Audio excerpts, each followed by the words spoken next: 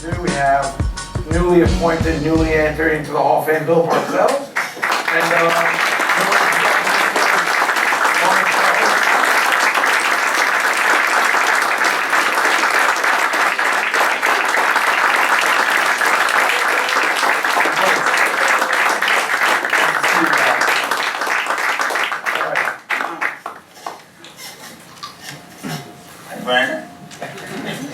how you doing? I'm glad we didn't have a chance to really catch up, being your flights got all messed up. But thank you for, for working it through and hanging in there. You probably had to threaten a few people to get on the flight. Yes, absolutely. I appreciate that. Coach, it's a pleasure. It's your first day at Steiner, so we're honored to have your presence today. So thank you. This is your first time here? Really? Oh God. Treat. You spent a few days here. Yeah, I'll tell you. I've been here many times. Some of your favorite moments? No. I'm just trying to figure out where this conversation is going to go. No, it's not. This is Bill's show. Bill's a Hall of Famer, man. This is great. When I first met you, Oh, here we go. he had a nice little square afro on top, a little Jerry curl there. He had hair on his head and no beard. Now he got a beard and no hair. Fashion statement, man. I can grow hair. I just finished growing hair. I promise you. A month ago, I had a full head of hair. Dino, tell them. I was tricking people. I've been wearing full heads of hair. I just have to. Then they know, hey, summer. I can feel like cutting it every once a week. I prefer to shave it. I'm telling you, I'm telling you. I believe. I'm serious. You used to have eyebrows.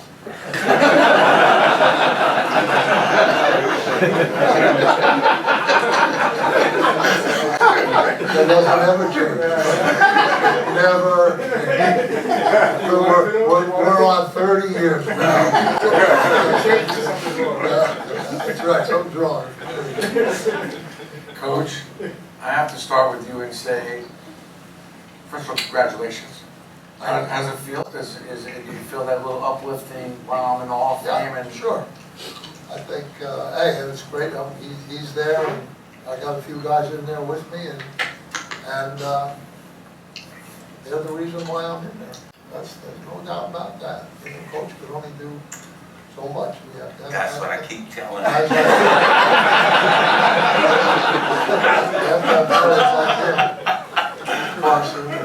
How difficult a challenge, how much of a challenge was it to keep, Well, I'm going to talk seriously for a second, and we had a lot of fun together. We came at the same time to the Giants, exactly the same year. I wasn't the head coach at the time. I was the defensive coach and coached the linebackers. We drafted Lawrence just a couple months after I got there. And so we kind of came in together and started together, and he was certainly a key piece to starting the rebuilding process at the Giants. Ray Perkins was the head coach. But I think a coach's job is to, first of all, teach the player the system and what you want to do, and how you want to do it. And Lawrence was good at that. His first year, he kind of took the lead, by storm pretty much. And he learned the system pretty quickly. And, just as any inexperienced player, there'd be times when things would happen that shouldn't, but most of the time he was trying to do the job as he perceived it to be and play within the system. Then the coach's job after that is to, in my opinion, recognize what you got and allow talent to flourish and use it in a manner that allows him to reach his potential as a player. And once we got going down that trail, after the kind of the fundamentals were in place and you knew those, then it was onward and upward. And, hey, this is one of the best guys ever played right here. Everybody knows it, and it's without dispute. Now, was there a few problems along the way? We started the same story I heard. Were you sorry he didn't take you green, or was that? Oh, no, don't let me tell him that. He doesn't want me to tell that story. I don't care about that story. I'm gonna tell you this But story. I'm saying, you I'm told me I was like a ball in high grass. You were lost. I was lost. Here's what happened. I'll tell you one true story that happened. We had a 3-4 defense, and in a 3-4 defense, one of the linebackers is normally going to be in the pass rush. Now, it's not always the same one. It's certain coverages, it's one of them, a different coverage, it's another one. And Lawrence played the weak side. When it's a weak side coverage, then he was the runner. So we played St. Louis, and it's very early in the season, and it's his rookie year. And by the time we had got to play them, about 4 or 5 games in the season, he kind of demonstrated that he was a factor in these games, and people were already starting to try to do things to neutralize him. So what St. Louis was doing was taking their tight end and setting them over away from Lawrence, and then before the ball was snapped, shifting him back to Lawrence's side, which changed his pass. He was scheduled to rush, and then after the shift, he was supposed to drop. So they do it, and of course, he doesn't drop, he rushes, and he sacks the quarterback. We get out of the series, I call him, hey, whoa, see what happened here? Shift the tight end over. I said, you're in the covers, the curl's wide open, if he throws it, we're dead. So, oh, I got it. I said, now they're gonna do it to you again, so be ready. Sure enough, third quarter, late, game's kind of in the balance. We're maybe, I know we're up by at least 10, but it's still, late in the third quarter. It's not a safe lead. Same exact thing. It's almost the same part of the field. They shift the tight end over. Same coverage. What's he do? He rushes again. This time, he strips the quarterback. The quarterback fumbles and George Martin picks up, runs for a touchdown. Now I'm mad. I'm a defensive coach, and he don't know what's going on. So they're down there in a big pile in the end zone. Everybody's jumping on top of him. I play wins the game. And now here he comes up to the sideline. He comes walking up there, and he's back there about where that wall is, and I'm just staring at him, looking at him. And then finally, it hits him. So he comes up to me. He says, I did it again, didn't I? I said, yeah. I said, you did it again. You don't know what you're doing. We don't even have what you're doing. He says, well, Coach, we better put it in Monday.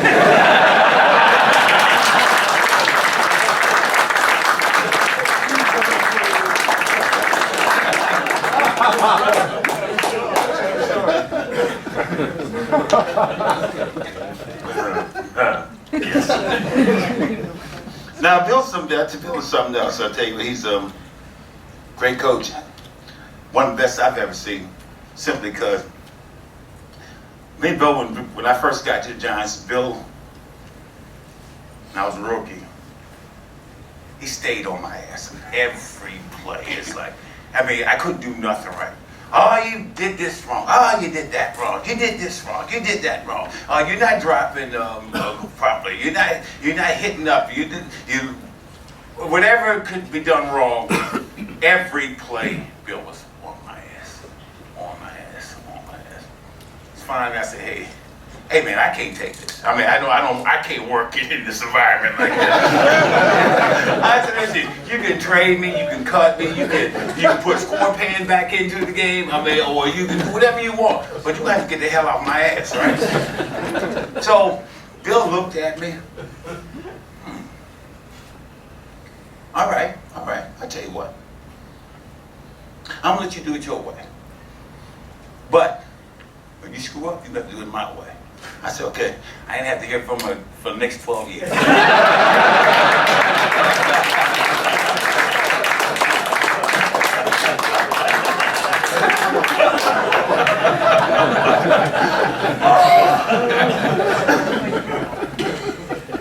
You want to hear more? I got him.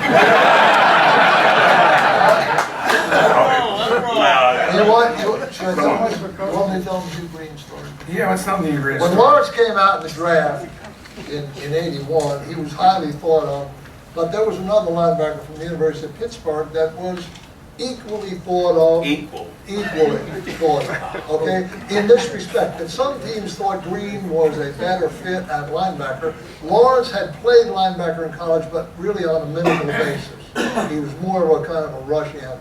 And so they thought Green was a little more refined. Anyway, we drafted Lawrence second. The Tampa Bay Bucks picked Green 6th or 7th. He's doing great. So now I'm the defensive coordinator. The room's dark. I got all the linebackers in there, and we're about 6-7 games into the season, and we're getting ready to play San Francisco, who's a West Coast team. And in those days, Tampa was in the West Division. So we're about number 53. So I see a couple good players. Who's that 53? Well, he bites. He says, "Oh, Coach, that's my man, Hugh Green. My man." I said, "Man, he's intercepted a pass. I didn't see much of that around here." So it gets, I said, and we go a little further in the film. I said, "Man, there's that 53 again." Stop. Now, another word. We go on practice. Now it's 3 weeks later. We're playing the Rams. Here's Tampa. Turn the film on. Ha! There's that 53 again. Man, oh man, he is really good. By now, I mean, all other players know what's going on. By now, we can't stand it. Pitch dark. Screams out at the top of his lungs, "Why didn't you draft that son of a bitch if you loved him so much?"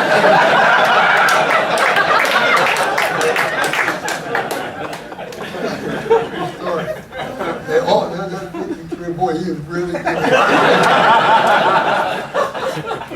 You age. How long did he last? That's exactly right. I'll tell you one last thing. He's got a little bit of a tweaked ankle, okay?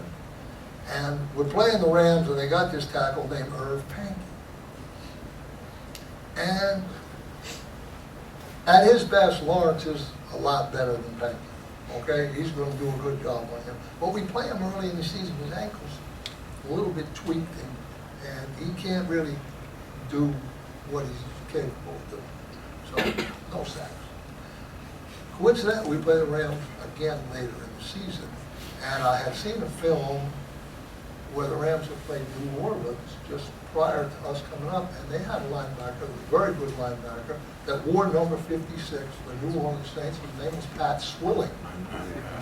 So I have my secretary make up an airline ticket to New Orleans, and I put it on his seat. So, and I said, you know, I just believe that. I said, "You get that ticket?" Yeah, what's up with that?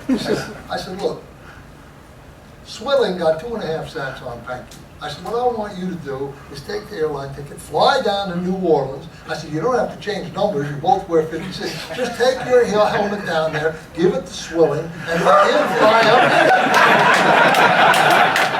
I said, "I need somebody to rush the quarterback." Got 2 sacks.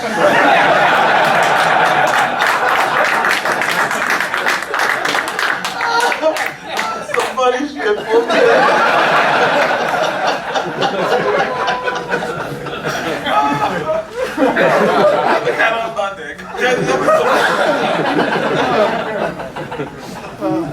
Oh boy.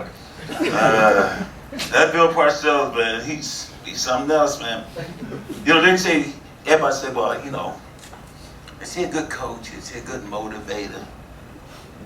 And the thing about Bill, they got 47, 53 guys on the team.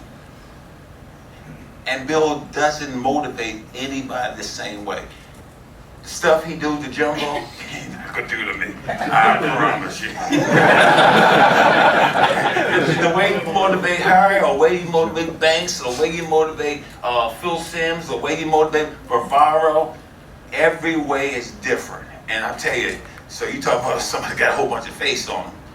He got not 2 faces, he got like 9 faces.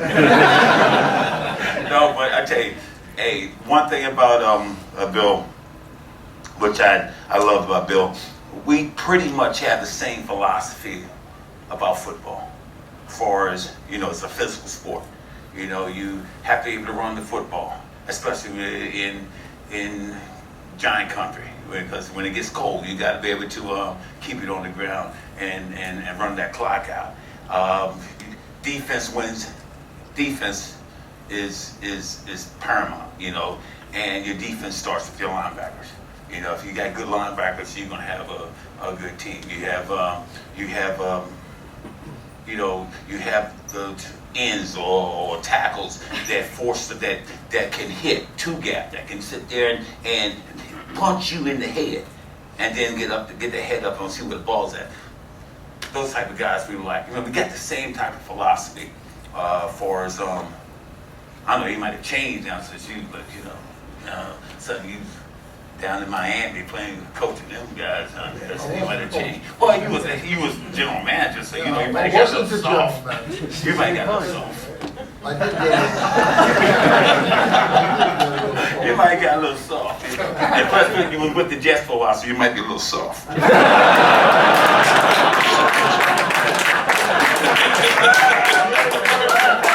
Oh boy. I want to tell you one thing. No, it's no more joy. All kidding aside, one of the great things about the group of players that I had there at '86, and if any of you listen to this Hall of Fame speech, you're going to hear something about this, that this is a very loyal group of people.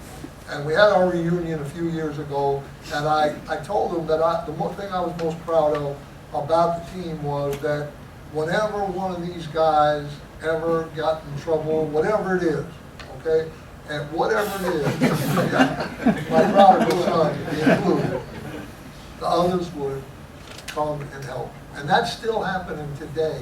Absolutely. 30-something years later, I'll give you a perfect example. A perfect example. Just happened to me about 3 or 4 days ago. I just told Lawrence that I have to have shoulder surgery here. A replacement here in about 10 days. And I made a reservation over there at Hospital Special Surgery in New York. Well, one of my players heard about Bert. Calls me up. He said, well, where are you staying night before? I said, well, I'm going to that Bel Air suite. No. He said, no, you're not. You're coming to my house. You come to my house. We're going to get up at 5 o'clock in the morning. I'm going to take you to the hospital. And then when you get a guy, I'm going to pick you up, and I'm going to take you back to Saratoga. Now, I don't expect it. I wouldn't ask them for it, but that's the way these guys are. And they're loyal. They're loyal to one another. And this one here has been extremely loyal to me, and I hope he feels vice versa, but he's been extremely loyal to me. And we could have been fighting like dogs, where we wouldn't talk for 3 or 4 weeks. I'd just stare, and he'd stare back at me. But Sunday at 1 o'clock, when they started playing the national anthem, he was standing right next to me, which meant, well, you're a toll, but I'm with you right now.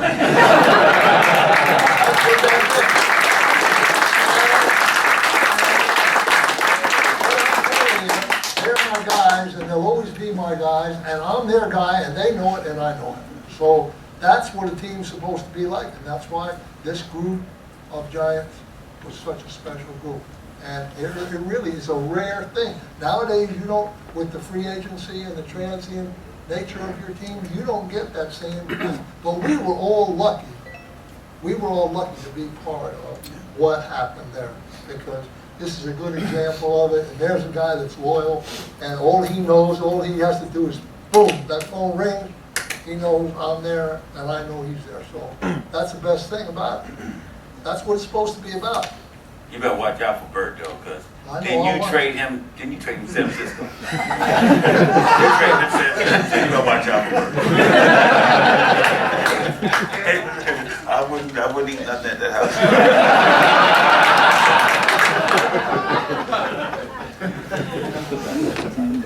What else you got, buddy? I mean, just go ahead. It's your show. Go ahead. I didn't know if I was going to get a word of it, which is okay. You guys have been rocking and rolling. Don't you have a TV show now? Memories of the Game, we hear that once in a while. You like that show? That's boring. We had you on a few times. want to get into my Lawrence stories, but I got a few of those. What are you doing these days? What keeps you busy? What do you love doing? What's going on in your What keeps life? me busy? I mean, You still golfing? I meet a new prosecutor every day. I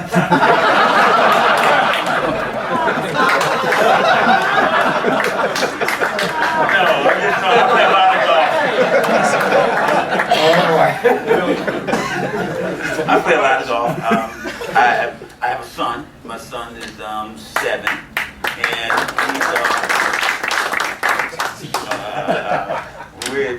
I adopted him about 5 years ago, so he keeps me young and keeps me going. And I tell you what, I'm daddy daycare now. I mean, I'm taking him to school every morning. You're taking your son? Listen, when I was... You gotta take a quick photo. You gotta understand this. Listen, when I was playing football, I was too busy trying to be LT that they're gonna worry about my family. So my kids grew up and I really didn't see it.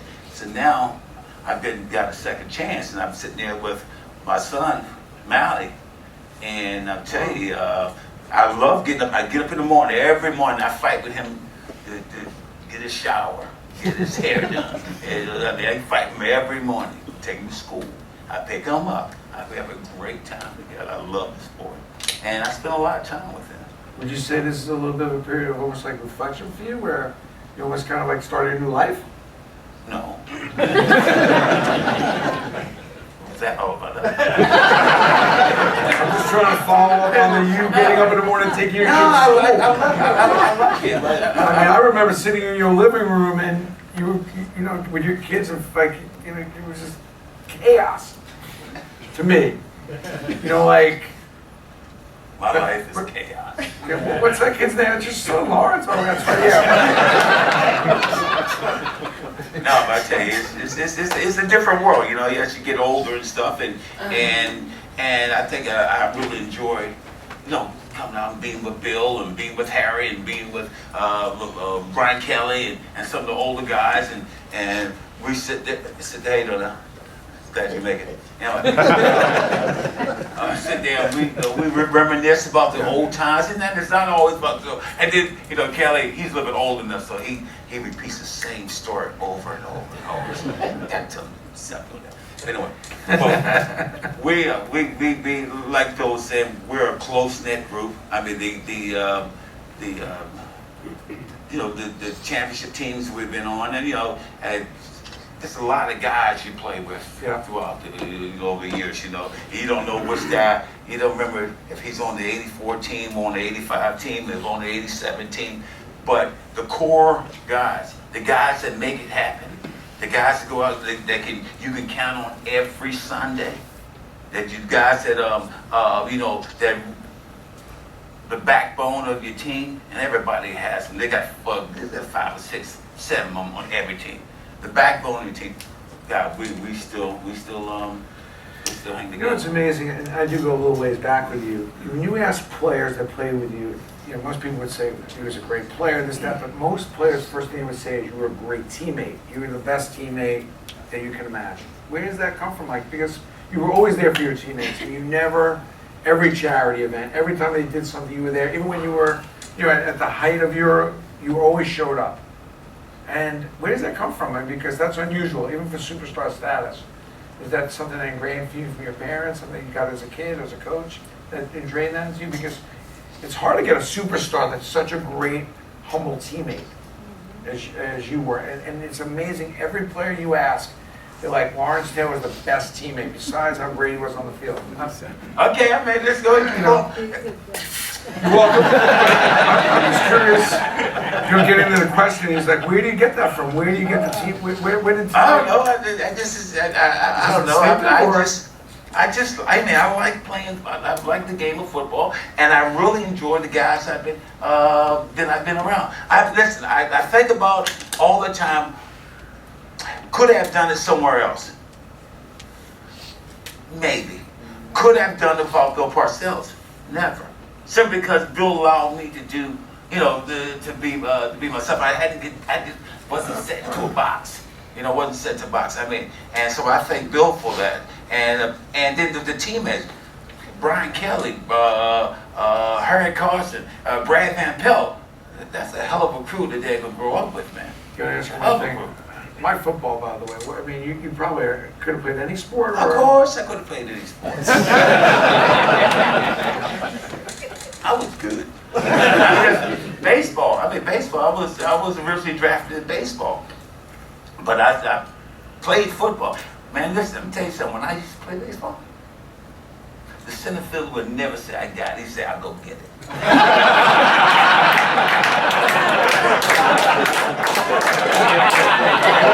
Did you play? You were a catcher? Yes. Yes. Oh, God. No, but why football, though? Was that just... You know, because it was physical, and I just you know, baseball, you stand out there all day, man, it's packed your blood. I mean, there's football. I started playing football when I was a junior in high school, and I just got better and better and better every year.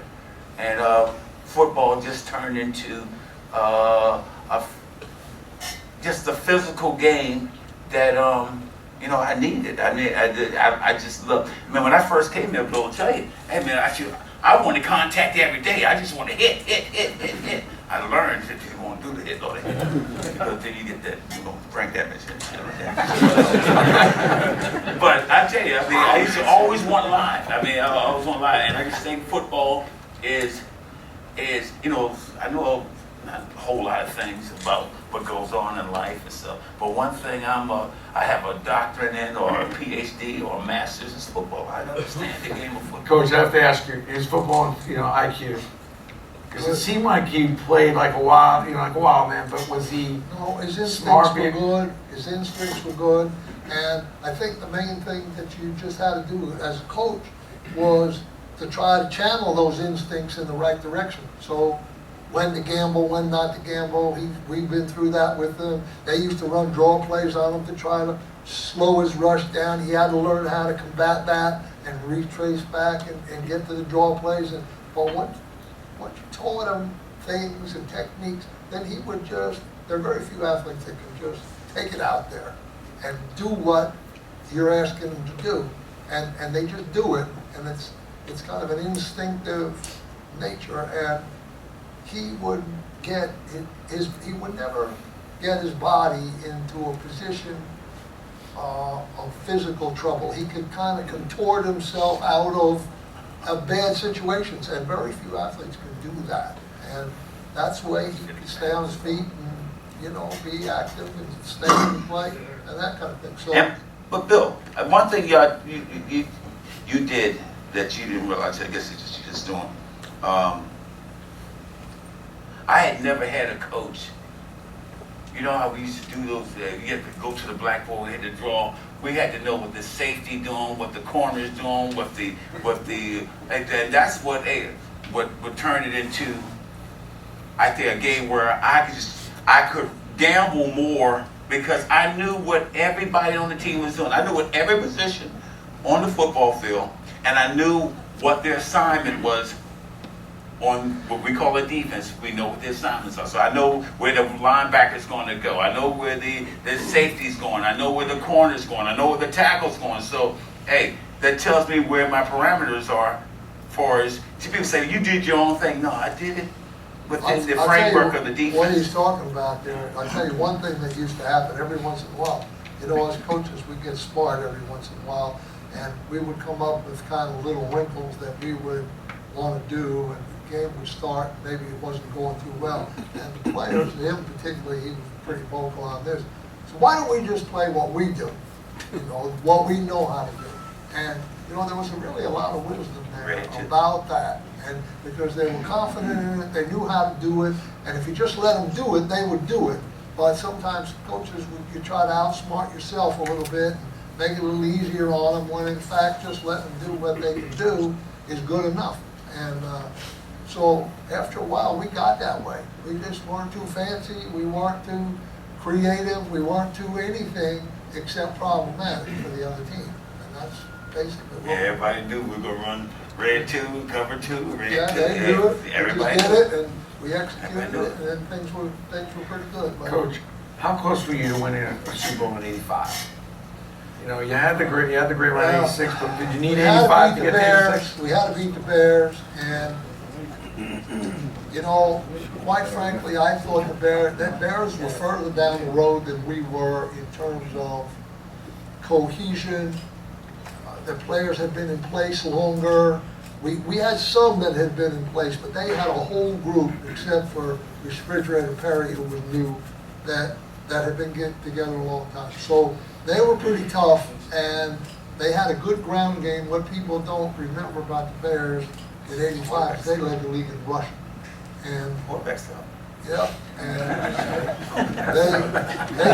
they were a good team, one of the best teams I ever coached against. And I think we played them 10 times that year. Maybe we beat them twice or 3 times, but they were a little bit better than us. But from then on, we started getting better than the rest of them. And the team we caught first was San Francisco. They were good. They won in '84. We knocked them out of the playoffs in '85, knocked them out again in '86. So, you know, that was a team that had been on top, and that helped our players' confidence a lot. Once we started beating them, then they knew they could do it, and finally we got to where we did it. In 90, that Super Bowl run.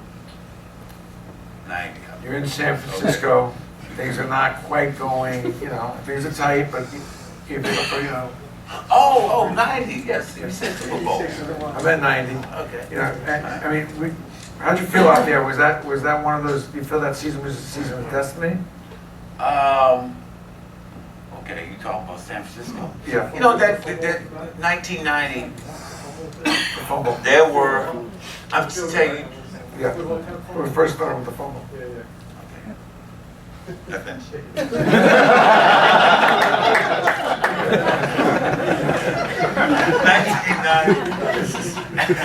Actually, you think about it, you know, we were 12 and 4 that year. What? Were we 12 and 4 that year? 13. 13-3? Damn, that's good. But listen, actually that year, there were 2 teams that were I thought better on paper than we were. San Francisco 49ers, Buffalo. Buffalo Bills they were like, I mean, listen, we were looking at film like, damn, how do you stop these something, right? So I mean, we had a couple teams that were better than us that season. I mean, far as you look at it on paper and their personnel and stuff. Well, it's every year a team catches fire. Every team, a team just like, hey, you know, something happens and they start, you know, just like the Giants did, or just like the Ravens did. The Ravens shouldn't have won no damn Super Bowl. And listen, They got on a run. but I'm saying, you get running and it's just your year. You put it all together. But that was one of those years that we put it all together. How we put it all together? Because nobody played better than us as a team. Now, there's a lot of people out there that are better guys that play better at positions, like, you know, wide receiver or better at the quarterback position or better at, but not as a team, because we had everything going. You look for, Phil Simms had a tremendous year, tremendous year. Gets hurt. Might have been the best thing that ever happened to the New York Giants for that year for us to win the Super Bowl. Really? Not simply because Phil Simms, tremendous. I love him to death as a quarterback, and he was having a tremendous year. Here we go now, late in the season. Everybody on the planet Earth knows Phil Simms ain't gonna run no football. All right, he's not gonna run. So now all of a sudden we get Hofstetter comes in, who's not a great passer. He's not a great passer, but he can run. When you 3rd and 4 or 3rd and 7, all of a sudden he can pull it down and run for those extra yards. Nobody out there waiting for that. Gave us it was like the shot in the arm that we needed. Hofstetter, hey, we have some trouble getting the ball. So yeah, but hey, that's why you got the OJ. get the ball there, OJ, let him run it, or somebody, let them run it. But listen, he could make some passes, but he could just scramble. Just when you're thinking, you know how demoralizing that is for a defense? You've done everything you could possibly do, you kicking their ass, and all of a sudden, quarterback scrambles for like 5 yards and gets the first down. Oh, that hurts. All right, quick question. Yeah. Tell me if this is true or not, but there's always rumor. You know, you were like Superman back then. You know, out a lot at night. You know, not playing with not a lot of sleep. Coach, tell him I don't do that. How important? How important was preparation? Hey, sleep is overrated. No. How important was preparation for you, though? How prepared were you, given that you know the lack of sleep or whatever? I'm not lack of sleep. What the hell are you talking about? I go to bed every night. I'm going to bed. I go to bed. I mean, it's just, hey, Bill was like this. We have curfew at 11. Bill will say, yo, TV's on.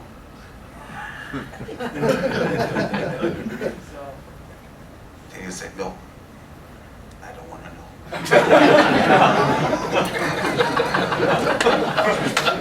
No, but see, listen, there was some times I might have had curfew problems, but you know, I've always, when I first came to the league, I was told, hey, you don't play the game on the sleep you get the night before. You can play the game on the sleep you get 2 nights before. So you play the game on the sleep you get on Friday night. Saturday night, just your adrenaline going to keep you going. You're going so the Friday night, that's my night to go to sleep. I don't even like where this conversation is going. I was just curious. Were you a preparation guy? Were you a preparation guy, or you just let your instincts go? That was really the question. I'm more instinct. I like instinct, of course. But you know, during the week, you got to know who you're playing. Opponent against, you got to know, you know.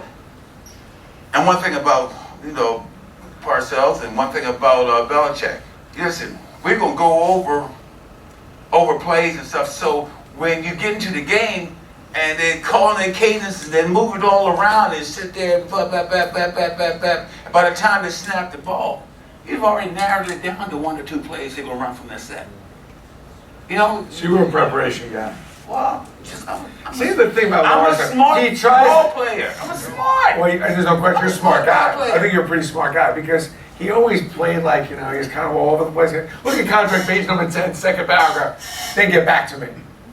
You read everything, knew everything. I have to with you. It's unbelievable. Look at page 10, paragraph 2. Okay, that's enough of being on my ass. Get on Bill's side. Back on preparation for a minute, though. I mean, how important is preparation now? Well, that's what your job is as a coach. You have to give the players a good design, and then you have to get them to play somehow. Okay, and he's it. It's different for everybody. Yep. You know, and so that's what you try to do. You try to give them a good design. In our case, I think the design was pretty simple, but it was sound, and we could play it, and we had guys to play it, and we knew what we were looking for personnel-wise, and when we got them, we fit them in. Even this next group of people, like Pepper came along, and he got in there, and he did a good job, and Mark Collins came in and wound up playing pretty good for us, and, you know, that's what it is. When the system goes well, and you've got key, as he said, the key players are there, and you try to prepare them well every week, and you try to practice so that your team players deserve a chance to win. Coach has to give it to them. If he doesn't give it to them, he's not doing his job. It's easy to throw the blame on the players on Monday. Oh, he didn't do this, he didn't do this, he didn't do that. I used to tell my assistant coaches, and they always get mad and say, what didn't you do? Tell me what you didn't do on Mondays as well. So you got to kind of be accountable to yourself before you do that. And you have to convince your organization that the players deserve a chance to win too, because it's their blood and it's their dreams and it's their hopes, just like the rest of us. And if we win, we all get to stay. If we lose, some of us can. Yeah, y'all gotta go.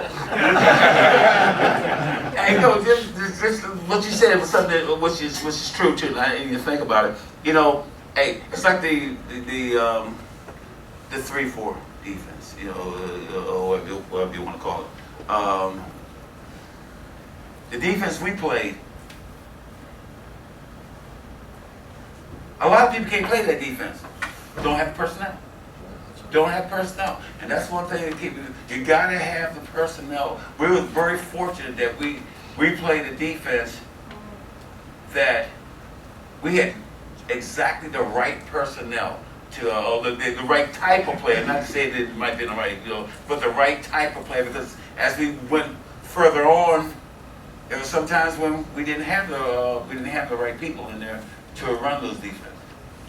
Well, you know, you have to have a philosophy on personnel as a coach, and you have to be able to convince your organization of what it is, and you have to be able to try to draft players that fit into that philosophy. Now, it's a 50-50 proposition anyway, because there's going to be something missing. But if you got the philosophy and everybody in the organization is kind of with you on it, then the scouts come to you and they know what kind of players to bring in, and they know what you like, and then you know what you're going to use. But And it helps if you're the head coach. that's right. You can do what you want. We're going to do a little Q&A, take a few questions. By the way, Coach, is it true that a lot of Lawrence's success was based on Leonard Marshall? Because that's what he told me. Well, Leonard Marshall told He you? said, I said that another day. he said, you know, it's because of me. Hey, yeah, he kept all the double He teams did off his me. part. Was he as good as he says? Because he was a big factor. Nobody's as good as he said. Nobody's that good. But I mean, no. But Leonard Marshall was I tell you what, he was a hard nose. He worked hard. I mean, nobody worked harder than Leonard Marshall. He hits the gaps. He know what he wants to do. Good pursuit player. I mean, I'd love having him on my side of the line, because listen, I know what I'm going to get from him. There's a lot of players you don't know what you're going to get. You may some guy take off a play, or well, one thing about Leonard, hey, if he has to hit gap A, hit gap A. If he has to hit gap B, he's going to hit gap B. He was credible. Huh? He was credible and dependable. Yeah. How about Banks? Banks is all the way on the other side.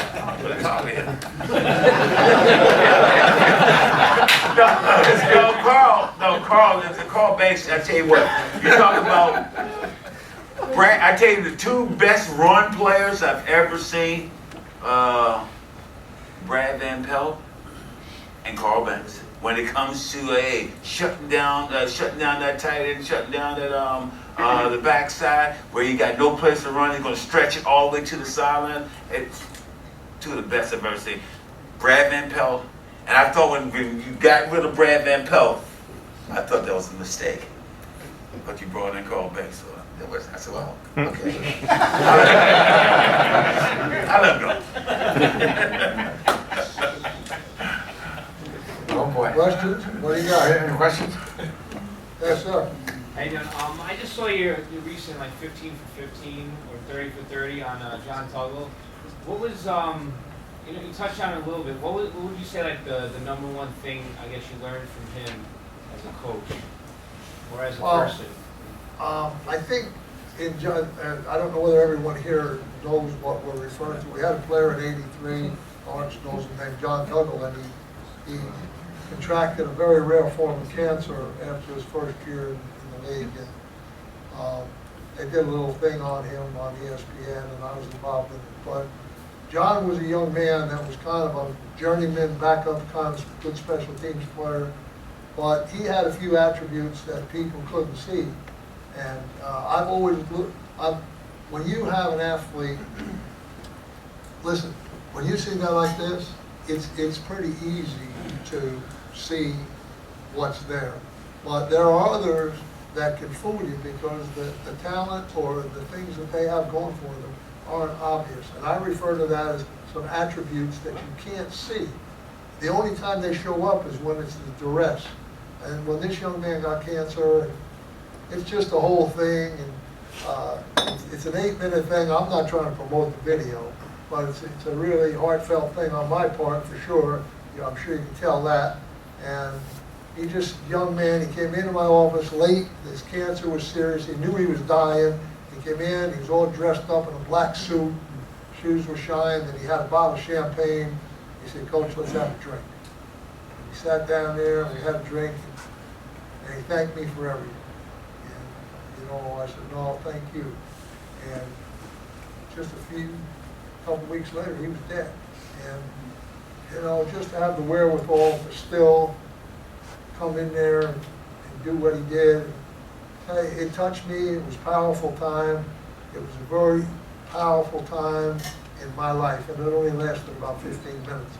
But I can see that kid's eyes now, and, you know, he's just a special kid, and nobody even knows about this kid, you know, but I was there for it, so it's pretty touching for me. Yeah. The way the game is played today. The way the game's played? Yeah, the way the game is played today. Do you see drafting a linebacker or a running back in the first round anymore? If I won? Do you think drafting linebackers and running backs in the first round in the draft, I don't think it's the same as when Lawrence played. I think it's kind of the way they changed the you know, rules. that's what all the people say, that the game is definitely more spread, but if you looked at just this year's draft, they're diving up to the top of the round to get players about 1/3 as good as he is. Oh yeah, but they're pass rushers. I mean, you know, these guys can't even compare to what he was, or Andre Tippett, or some of those guys that were playing. But there's at such a premium, there's such a premium on pass rushers now, such a premium on corners, and kind of a breakaway from the running back. But you know what? Just think about the teams that were in the Super Bowl. Now, what did they do? Now, that's San Francisco. That's a Neanderthal team. I mean, they're to play like we used to play. They're a Neanderthal team. And they're there. And the Ravens, with Ray Rice and that Vontae Leach playing fullback, now they throw it pretty good, but Anquan Bolden's a throwback player. He could have played in any era, just like Lawrence could have. He's a tremendous player, but he runs a 4.75 40. And people say, "Oh, he's slow." Yeah, he's slow. Well, every time I look at him, he's in the end zone with the ball. So, you know, you got to go by what you see. And so he's one of those guys that has attributes that you can't see, and he doesn't miss any games. So I can't tell you which way the game's going, other than it's a little bit more spread out, it's more premium on passing, that kind of thing, and as a result, the pass rushers are more valuable. Now, you know, coincidentally, both of those teams play a 3-4 defense. That's their lead defense, 2 Super Bowl teams. It's a 3-4. Now, they play a 4-2 nickel too, like we used to. I don't know. You know, the answer is, I don't know. What you do is you draft real good players, and you hope you can find the right spot for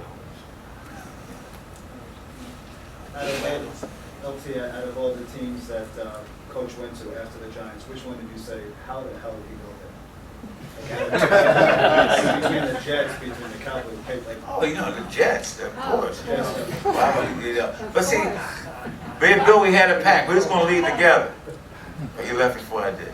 We were supposed to leave together. But then, if he'd have took that Tampa, it was Tampa. Atlanta, that was Atlanta. Yeah, but he was offered that Tampa job. And I was going to go there with him down to Tampa, but you didn't go. You would have left me out there without a job. Then he quit for you. You quit for a year, right? I did. Yeah. And then you go to Dallas? I went to Dallas. And that one didn't bother you more than the Jets? What? That one didn't bother you more than the Jets, the Dallas Jets? No. Really? That didn't bother me. No.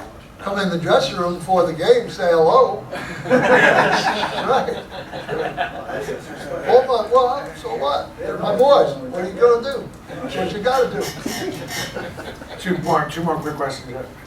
The Maras. Can you guys talk a little bit about the Maras? Yeah. Oh, he can. The Maras. Hey, listen, That's his buddy. they gave me my chance, you know, they gave me my opportunity, my first one. And I think they're great people.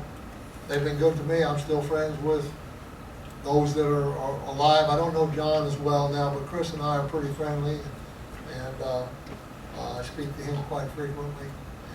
And they're just a good family, one of the patriarch families in the league.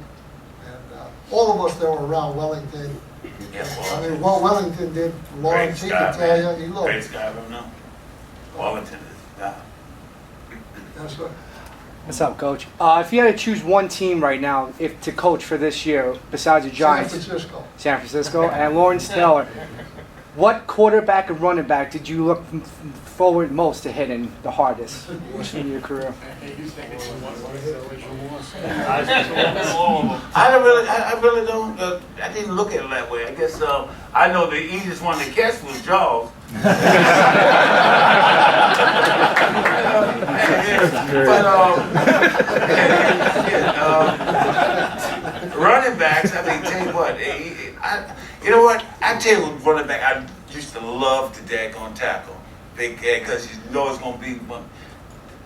John Riggins, hey, what a beast! I mean, listen, you gotta strap him up when you play a guy like John Riggins, because he is such a beast, and he'll just hit you right in the head, and then he'll just look at you and say, "Good hit, rookie."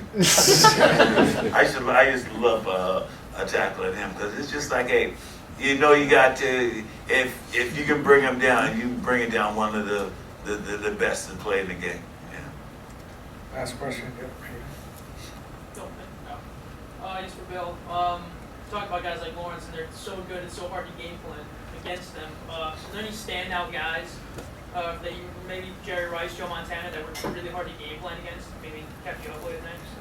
Well, I think the ones that affect the game the most were mostly the defensive players. Reggie White was one that we had to put strong consideration into, and for a while Richard Dent, when we played him a couple times. But that being said, once we got Jumbo Elliott, then that kind of solved that problem for us. So, but there were some good players on San Francisco. Ronnie Lott was a real good player, hard hitter kind of guy. But I think of all of the others, Reggie White, and then the people that used to scare me as a defensive coach, just when Lawrence was coming in the league, Dallas had a back named Tony Dorsett that was just near the end of his career, but he was a pain in the butt. And then, of course, Barry Sanders came along, he's another one. And I think the Giant players, once I bring this guy's name up, I know Lawrence will remember. We used to play a guy at Tampa Bay, and Tampa Bay wasn't any good at the time. So nobody even knows about this guy. But our players, I know, all had a lot of respect for a player named James Wilder. And probably you don't even know who he is, but I'll tell you, he was a bad piece of meat. Yes, that's I played against. I mean, after 4 quarters of hitting that boy, oh God, he was tough guy. Big gay everywhere. He's hitting for 4 quarters. He's running. He don't run very fast, 4.6. He run about a 4.6, but by the time he gets to the line, he's doing 4.6. And guess what? In the 4th quarter, he's doing 4.6. All right? He's built like a brick house. You know? And I tell you what, man, when you hit him, I tell you, everything hurts. I mean, I tell you, I was facing him up and all that stuff, and by the time 4th quarter, I'm like, God, he was a beast. He was a beast. Well, thank you all. Brittany is going to come up. She's going to get you the, just we're going to be able to do some photos. Coach, it's always a pleasure and honor to have you up here. So thank you so much, Lawrence. You're part of the family. So good to see you. Thank you, guys.